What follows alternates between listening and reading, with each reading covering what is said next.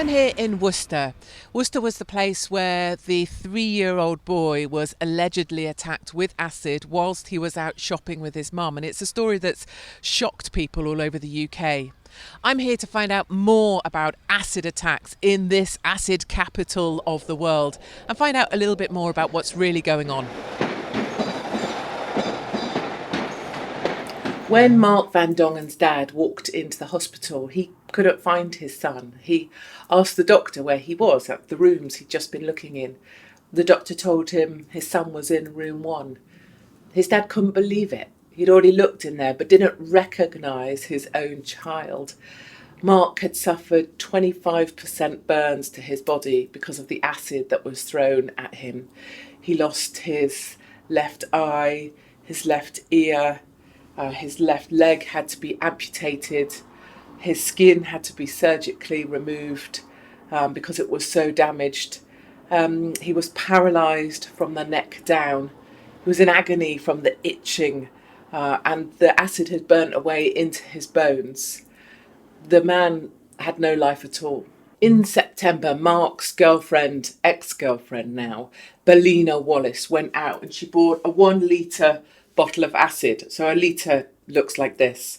She removed the label and she researched acid attacks online and the effects of acid attacks. On the night of the 22nd of September, Mark Van Dongen made the fateful decision to stay the night at her flat.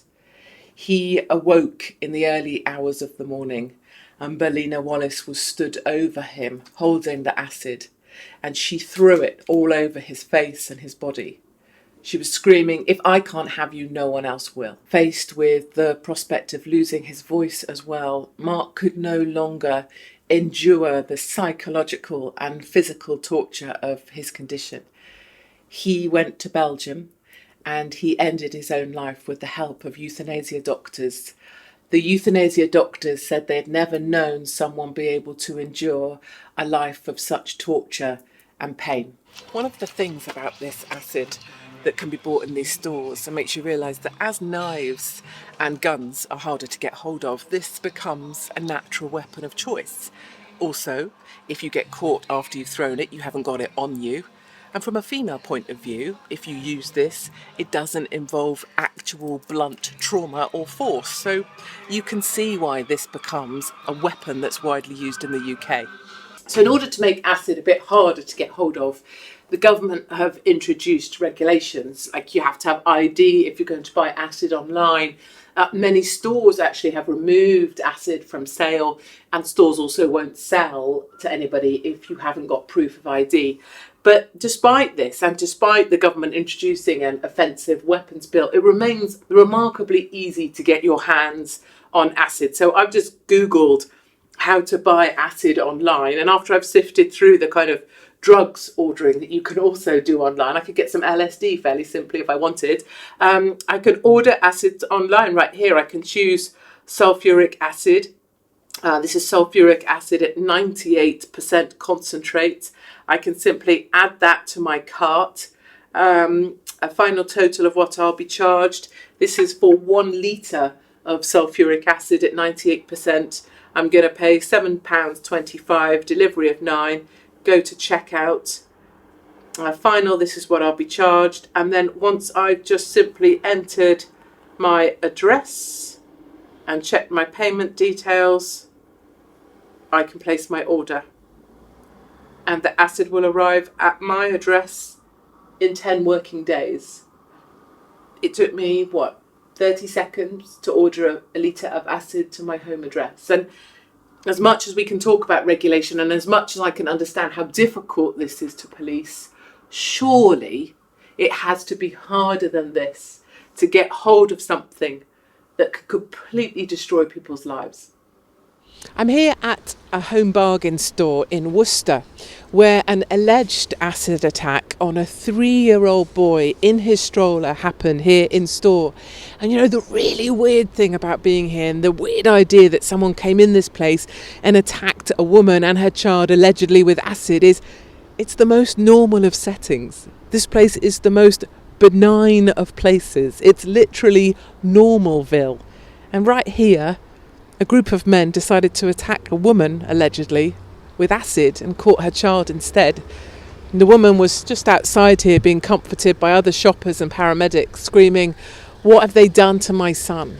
What have they done to my son?" This is an active and ongoing court case, so I have to be a little bit careful what I say. But the 6 men who have been alleged to be involved in this incident where acid was thrown on a 3-year-old boy will appear here at Worcester Crown Court later this month. One of those men is a 39-year-old Afghan asylum seeker. He can't be named for legal reasons, but he's the father of the 3-year-old boy involved in a suspected deliberate acid attack.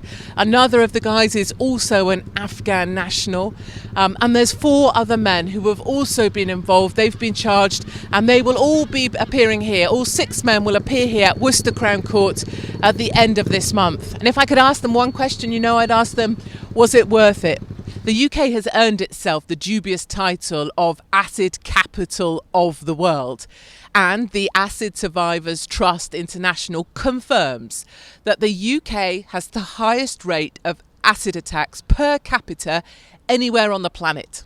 Unlike in other countries where victims are typically women, in the UK, most of the victims are men. And the suspects tend to be male as well. In 2016, 77% of suspects were men. It's also true that certain boroughs of London have a clear correlation between acid attacks and demographics. In the 3 worst affected boroughs, that would be Newham, Barking and Dagenham, and Tower Hamlets, there is a high number of acid attacks and a very large population of Indian and Pakistani origin. And acid attacks in these countries are particularly common. But in reality, only 6% of the suspects in London in the last 15 years were Asian. 32% were white European, and 38% of suspects were Afro-Caribbean. And the same is true for victims as well. Over half the victims were white European, and around a quarter were Afro-Caribbean. In the UK, everything you know about acid attacks is likely to be untrue.